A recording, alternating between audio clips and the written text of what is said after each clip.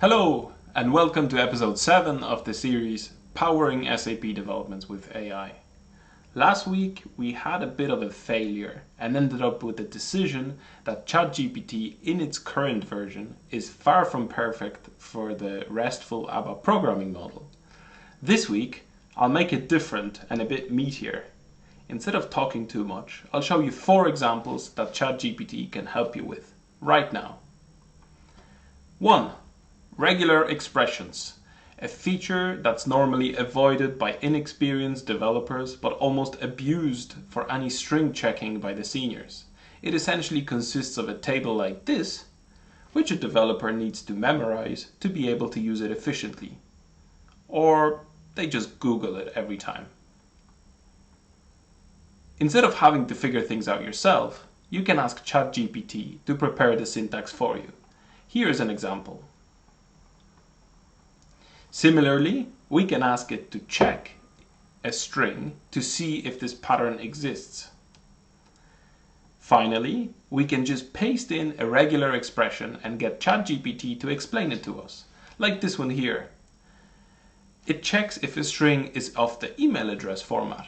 Pretty impressive, considering I never told it was an email address validation regex. Of course, it's ABAP that we want, so let's ask it to generate the code snippet now. Number 2, database fields. As we all know, SAP database tables are big and a lot of the field names aren't so self-explanatory.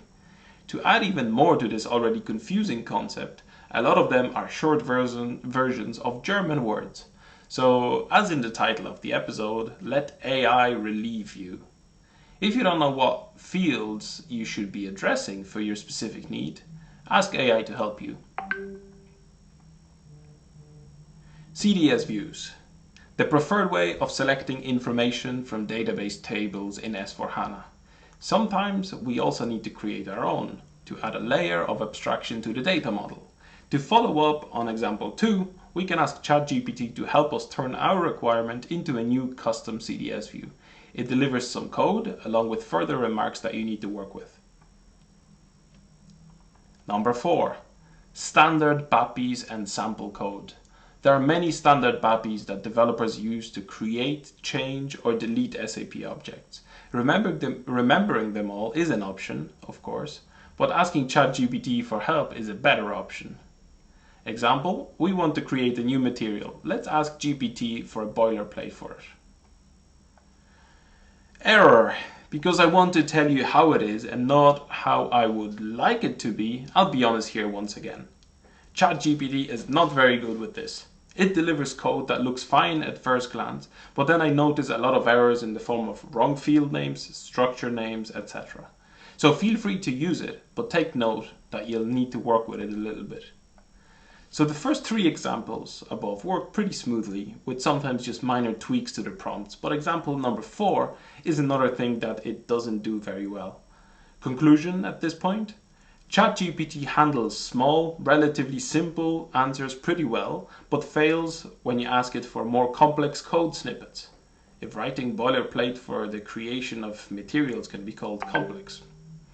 Also, it seems to be a lot better at generating new code than it is at using the specific knowledge it was trained on, signatures of function modules in this case, to build upon. I'll continue to discover this topic for you and make sure to share whatever I find, be it good or bad. Thanks a lot for watching and see you again next week.